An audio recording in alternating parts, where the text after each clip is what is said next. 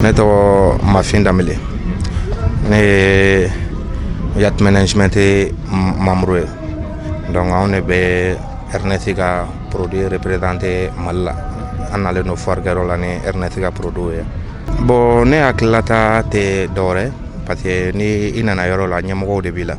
Commerçant détaillants ka président ni mairie de an installé. Olu bɛ décret kalama, an fɛnɛ b'a kalama. Donc an ye assemblée fɛnɛ kɛ. Mɔgɔw si ma ban wulili ma. Mais i b'a dɔn k'a fɔ ko bɛɛ ka installation na place de bɛ d'i ma mais i ka installation ye i yɛrɛ ka charge ye. Donc olu kɔnɔna la mɔgɔw ye investissement kɛ, mɔgɔw ma hali tile fila feere kɛ n'a fɔra ko ka n'o cɛ ka wuli banako la c'est très normal. Mais n'o y'a sɔrɔ fɛnɛ mesure d'accompagnement fɛnɛ bɛ sɔrɔ gouvernement fɛ ka mɔgɔw ka olu charge ninnu épauler ye, o de bɛ diya an ye. Donc an sigilen bɛ o sigi dɔrɔn de kɔnɔna la. Sinon kuma o kuma ni yamaruya dira ko ka wuli an tɛna opposer gouvernement na inchallah. Ne tɔgɔ Kuku Wedarago. A man d'an ye dɛ parce que fɛn o fɛn bɛ a bɛɛ de ye juru ta. Bitigi tɛ ni si bolo bɛɛ de bɛ juru ta ka na i ka baara kɛ. I y'a mɛn? K'an b'u deli u k'a to foire ka tɛmɛ u ka sɔrɔ k'u ka baara kɛ. Fɛn o fɛn bɛ yan bi commerçant na bɛɛ de ye juru ta ka na foire kɛyɔrɔ la. Tiɲɛ na a bɛ k'an tɔɔrɔ dɛ. Bɛɛ b'i dahirimɛ de ɲini yan. Kɔngɔ bɛ bɛɛ la, minɔgɔ bɛ bɛɛ la yan. U si tɛna balo d'a ma, u tɛna fɛn d'a ma. An b'an dahirimɛ de ɲini k'an ka denmisɛnninw balo. Tɔgɔya tɛ mɔgɔ si bolo wa bitigi tɛ mɔgɔ si bolo ka sabali. U bɛna n'u y'a datugu sa u bɛna yala ka taa balo di jɔn ma, u bɛ malo di jɔn ma, u bɛ nasɔngɔ di jɔn ma. Bɛɛ bɛ k'i dahirimɛ de ɲini ka nasɔngɔ bɔ. U bɛ k'an tɔɔrɔ. U k'a to tile 10 dɔrɔn si ma ɲɛna a banna.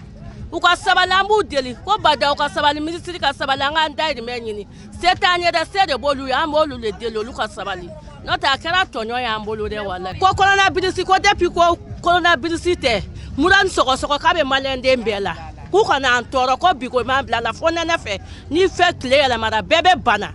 Ko coronavirus t'an ka jamana kɔnɔ yan dɛ. K'a t'an ka jamana kɔnɔ yan dɛ ko mura ni sɔgɔsɔgɔ de bɛ yan. N'u kɛlen don k'a fɔ ko b'an na ko taana bɛ o taana sini ko n'u b'an balo ɲini k'an balo ɲini ka na n'o tɛ an tɔɔrɔ la. An tɔɔrɔ la. Badara Alu Sisoko. Ah bon vraiment ne yɛrɛ hakilinata kɔni komi fête ɲɛkɔrɔla don marché ko de don. Donc n'a fɔra ko ɲina san gɛlɛyara tantôt donc marché Bamake n'a fɔra fête ɲɛkɔrɔla la n'a fɔra ko ka tila ka yɔrɔ datugu ta a ma nɔgɔn quoi.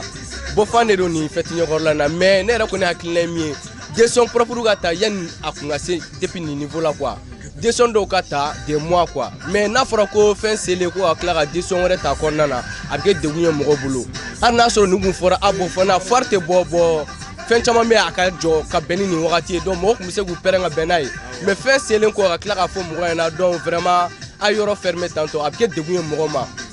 Jamana ka gɛlɛn cogoya min na bɛɛ b'a dɔn ɲinan san gɛlɛyara donc vraiment a kɛra degun ye an yɛrɛ ma. Ne yɛrɛ kun ka foire kun bɛ bada la Bamari bɛ kɛ yɔrɔ min na kunu yɛrɛ taara an lawuli yen nɔ a kɛra degunba de y'an ma. An yɛrɛ nalen filɛ k'an ka foire sigi ACI la mais u b'a la k'a bɛ wuli tuguni. Vraiment a ka gɛlɛn. An butigi min yɛrɛ kun bɛ suguba kɔnɔ o cira ko o bɛna jɔ. N'a fɔra ko foire yɛrɛ kun bɛna k'an ka bɔ fɔ n'a fɔra ko fana bɛna datugu an bɛ feere kɛ min. Donc feerekɛyɔrɔ t'an bolo la. Donc n'a fɔra ko denbayatigi don i bɛ ka jɔ ni famille ye donc wari ka don ka bɔ kɛ o ka fisa wari stockelen minɛnw b'i bolo a tɛ ka feere est-ce que solution b'o la. Donc vraiment u k'a lajɛ hali n'u bɛ décision dɔw kɛ u k'a kɛ yanni a don ka se mais a don yɛrɛ selen ka se k'a karaba a bɛ kɛ degun ye mɔgɔ ma. Ne tɔgɔ Mamadou Keyita n'a hakilinata ye fɛn min ye degré ko in na franchement a degun ka bon dɔɔni an commerçants kan vraiment bon n'i y'a lajɛ an ye denmisɛnninw ye bon ko n'a taabolo kan an bɛ mɔgɔw ka minɛnw ta confiance ni danayaw kama ka na sugu jɔ n'a ye k'an ka denbayaw dahirimɛ ɲini n'a ye o ka fisa ni sonyɛli ni manamanako ye quoi mais n'a fɔra ko an ye denmisɛnnin to an bɛna an dévorer n'olu fana tila ka na degré ta tuguni k'a fɔ k'an ka marchandise ninnu bɛɛ datugu vraiment degun ka bon an kɔni kan vraiment bon an bɛ fɛn min ɲini u fɛ u ka sabali u k'a la to yen an k'an ka jago kɛ cogoya min na nɔgɔya kɔnɔ ani basigi kɔnɔ dɔ ka se ka bɔ chômage la cogoya min na quoi. Ne tɔgɔ Yusuf Sila. Bon ne kɔni hakilinata tɛ dɔwɛrɛ ye o la depuis a kuma fɔra fɔ bi mɔgɔw panikelen don an feerekɛla minnu bɛ yan an panikelen don bon hali minnu bɛ na sanni kɛ client sumayara dɔɔni quoi donc an bɛ fɛ k'an kelen ka fɔ anw ye anw yɛlɛmara yan a tɛ 2 semaines bɔ fɔlɔ bon mɔgɔ caman bɛ yan u ka sanni yɛrɛ wariw ma bɔ fɔlɔ i y'a ye bon donc n'a fɔra an ka wuli nin cogoya la ta a bɛ kɛ perte ye mɔgɔ caman bɛ yen n'u bɛna foire kɛyɔrɔ la u bɛ juru de ta ni foire banna u bɛ wari segin bon ni foire wulila nin cogoya la tantɔ ne t'a dɔn u bɛna dɔw tɛ se ka taga u ɲɛ jɔ u ka fournisseur la cogo si la parce que wari t'u bolo u ka sanu yɛrɛ wari ma bɔ tiɲɛ na o gɛlɛya de bɛ an kan quoi bon an yɛrɛ bɛ yan polisi minnu tun bɛ yan k'an sécuriser da la polisi ninnu taara bon polisiw taara ni polisiw taara n'a fɔra an yɛrɛ damaw de bɛ yan ala k'an kisi bandiw bɛ se ka na an attaquer yan o bɛɛ bɛ se ka kɛ bon an kɔni an bɛ yan an sirannen don quoi welewelekan min bɛ ne bolo n'a ma ɲɛ u bɛ na an lawuli nin cogoya la tan mɔgɔw ka wariw ma bɔ ma foyi n'u bɛ se k'a kɛ hali n'u ma wari di an ma u ka an ye place ta wari min na u k'o lasegin an ma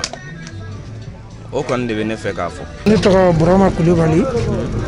an ye commerçant de ye yan. Ne fa ne kɔni hakilinata tɛ dɔwɛrɛ ye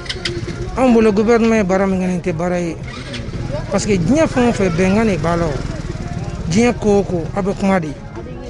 irimashandi ko kuma in fɔra ka publiciw kɛ télé la ka publiciw kɛ radio la gouvernement b'a kalama o wa gouvernement b'a dɔn cɔcɔcɔ ko bana bɛ sen na alors yanni mɔgɔw ka wari sara ka na u installer ka taa juru ta ka n'u installer gouvernement ka fɔ dɔrɔn ko jama dalajɛ dabila la n'u tun ye fɔ an ye an ye juru minnu ni fɛn minnu kɛ an kun k'a kɛ mais u ma foyi fɔ an ye an sigilen kɔrɔ kɔ de an tulo b'a la ko yɔrɔ ka datugu ko parce que ko bana bɛ yen et puis o ka bɔ a la bana bɛ yen c'est vrai i b'a kalama anw fɛ yan gel hydraulique bɛ anw bolo an commerçant yɛrɛ bolo yan an b'a kɛ client tɛgɛ la n'an k'a ye dɔw yir'i la i m'a ye o b'an bolo yan safinɛ bɛ yan nɔ fɛn bɛɛ bɛ anw bolo yan pour k'an protéger alors ne bolo nin tɛ ko caman ko ye o bana don bana man ɲi an si tɛ bana fɛ alors directement a b'a fɔ mɔgɔw ye de a ye mesure ta a ka protéger di mɔgɔw ma a ka gel k'u tɛgɛ la a ka safinɛ k'u tɛgɛ la ne bolo a bɛ kɛ ten de e b'anw fɛn fɛn na an bɛɛ ye débrouillard de ye foyi t'an bolo c'est-à-dire an bɛ juru de ta ka na baara kɛ maintenant après an bɛ waritigi wari rembourser mais n'a fɔra k'a ka wuli ka bɔ yen i b'o wari bɔ min yɛrɛ a ma nɔgɔn il est temps que maliyɛn ka kɛ ɲɔgɔn fɛ da la dusukun na an ka da bɔ a la da tɛ baara kɛ dɛ dusukun de baara kɛ bon o le kan kɔni bɛ ne bolo ka gouvernement ma il est faut que Mali gouvernement ka dɔn ko maliyɛn bɛɛ fa kelen ba kelen an bɛɛ ye kelen ye fo gouvernement k'o de dɔn c'est-à-dire an kana baara kɛ sanfɛta ye quoi i y'a faamuya an bɛ baara o baara kɛ diɲɛ kɔnɔ i b'i jɛ ni dugumamɔgɔ ka bɛn a la i mana mɛn sanfɛmɔgɔ dugumamɔgɔ de kɛ sanfɛmɔgɔ dɛ sa sanfɛmɔgɔ tɛ yen o alors il est temps que gouvernement vraiment u ka kuma ni jamana kɔnɔdenw ye ka mɔgɔw la sensibiliser ka sɔrɔ a ma kɛ ni tiɲɛni ye parce que nin ye tiɲɛni de ye o de tun bɛ ne bolo ka f'u ye. Ne tɔgɔ madame Sidibe Kiyatu Jalo an yɛrɛ ye décret nin mɛn mais ne hakili la décret nin nana plus tard parce que n'i bɛ nin sugu kɛ bana in mana daminɛ an kɛlen ka kɔ ka investissement kɛ ka na sanu kelen kelen 1000 i bɛ min tila i bɛ tila ka min don a la o fana ka ca ni 1000 ye n'a fɔra ko an ka wuli o cogo la ten k'a sɔrɔ subvention dɔn kan ɲɛ aw yɛrɛ ka lajɛ jamana jɔlen don donc ne hakili la autorités kan ka lajɛ les mesures d'hygiène u ka k'a fɔ ko an ko olu adapter mais foire wulili ko a kɔlɔlɔw ka bon dɛ olu yɛrɛ ma parce que n'a fɔra k'an ka wuli vraiment an wulili bɛ gɛlɛya k'a sɔrɔ fɛn ma d'an ma dɛ an ye investissement baw de kɛ donc minnu yɛrɛ ye foire organiser fana n t'u place la sa mais olu ye wari sara énergie à la police u ye wari fana sara pour la sécurité bon n'a nana fɔ ani fɛn yɛrɛ tɔ yɛrɛ man ca yɛrɛ 31 tɔ k'an ka wuli o cogo la bon suguba bɛɛ de bɛ yan koyi hali min tɛ hali suguba mɔgɔ min tɛ i ka marchandise bi yan fin d'année la mɔgɔw b'u ka stock évacuer de donc dugu dun jɔlen don kɔngɔ bɛ mɔgɔw la koyi an bɛ min sɔrɔ bi an b'o de dun sini bon a filɛ nin ye gouvernement ni fonction publique bɛ ɲɔgɔn na dɛ ni commerçant fana tilala ka don a la jamana bɛ jɔ dɛ donc ni t'u fɛ la ko u ka n'a fɔ dɔrɔn an ka mesure adopter an ka nin semaine tɔ ni kunni na cɛ ne hakili la o de ye solution ye mais wulili kɔni o tɛ solution ye dɛ